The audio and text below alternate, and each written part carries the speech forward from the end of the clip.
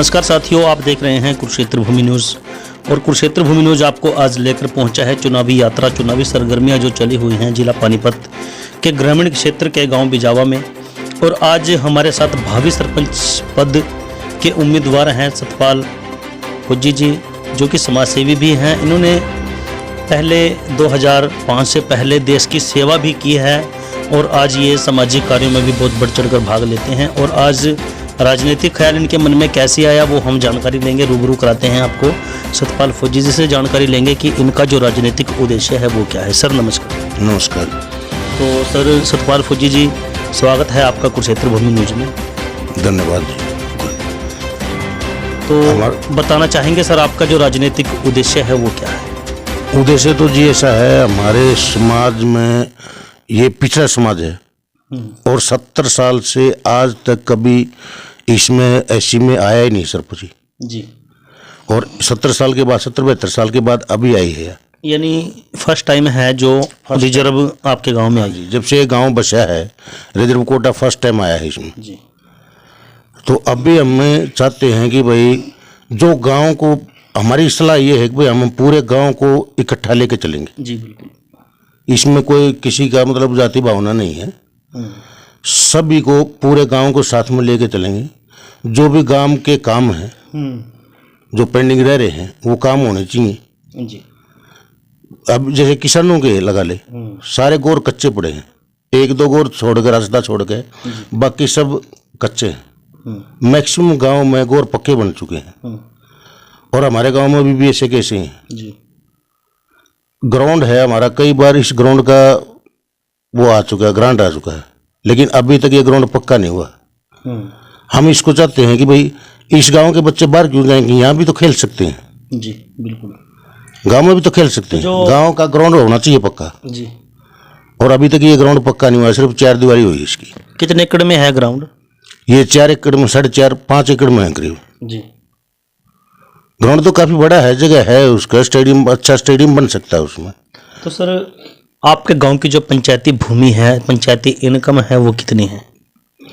पंचायती income तो हमारे गांव की कोई खास नहीं, ये करीब 4 लाख 5 लाख की है। जो जमीन साल में जाती है वो मेरे ख्याल में 20 एकड़ जमीन होगी पंचायत की। 20 एकड़ को अभी आप लगा लो, ये 40-50 के रेट में जाती है तो वो 8-10 लाख की इनकम हुई। तो सर क्या सौगात लेकर आप जनता के बीच में आए हैं अब की बार? सौगात तो यही है भाई, मैंने पहले भी देश की सेवा करी हमने तो। हाँ जी। कितने वर्ष की है? 20 साल करी जी। 20 साल नौकरी करी आर्मी के अंदर और उसके बाद में अभी 31 दिसंबर 2005 को रिटायर हो गया था मैं। अभी भी हम साइड में जॉब कर रहे हैं इनके। हाँ जी। और अभी हम चाहते हैं कि भाई हमने नौकरी 32 दिन कर ली, अगर जब मौका मिला है और गांव अगर चाहता है तो हम गांव की भी सेवा करेंगे। ठीक है जी। जी। तो सर आपके गांव की जो वोट है, आबादी है, वार्ड हैं वो कितने हैं?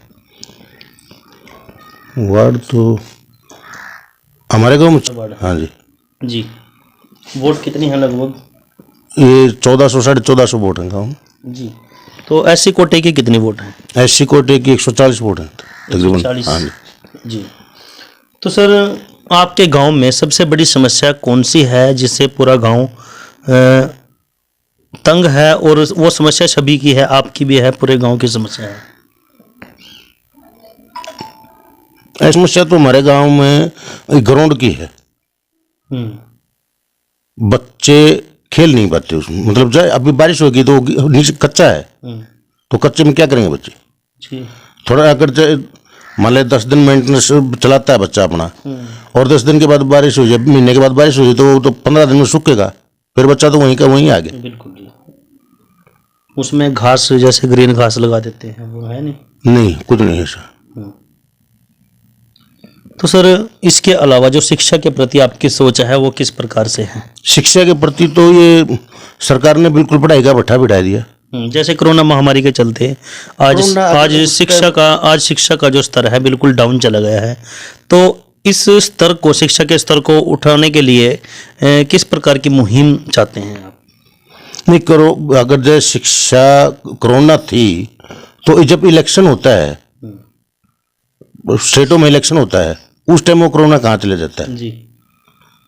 बिहार में भी इलेक्शन हुआ, लाख लाख 1.5 2 लाख रुपये 2 लाख हरियाणा पंजाब से आज किसानों ने दिल्ली में धरना आंदोलन कर रखा है। उनको भी कहा जा रहा है कोरोना है, लेकिन मेन मकसद तो ये है, अगर जब स्टेट का इलेक्शन होता है तो उस टाइम कोरोना कहाँ जाता है जी।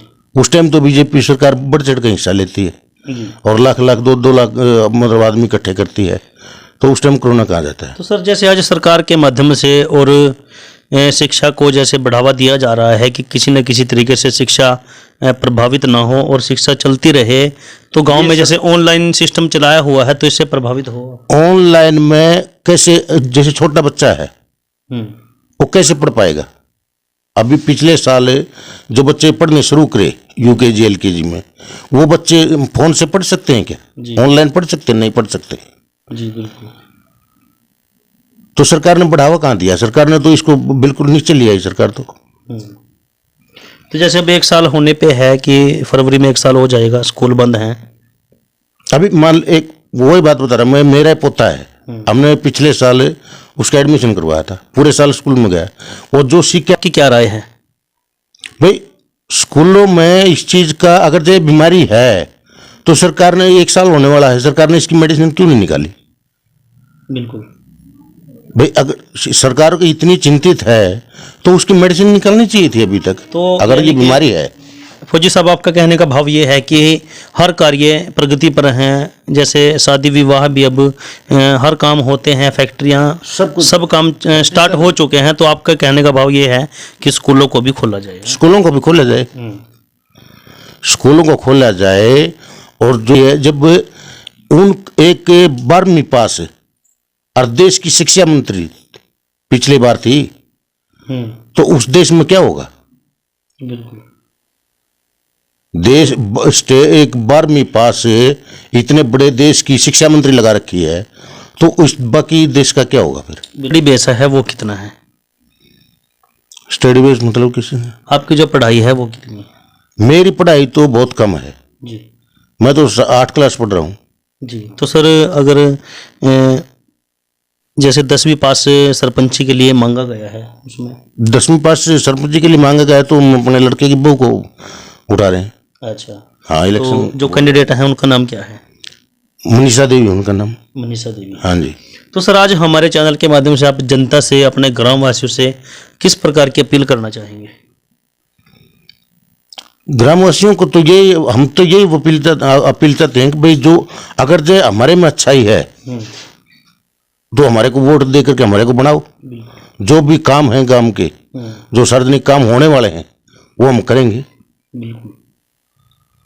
हम देश के भी काम करेंगे, ये भी काम करेंगे। हमने शुरू भी बतरी कर ली, 35 साल नौकरी कर ली, तो अभी गांव में भी हम टाइम देना चाहते हैं कुछ। जी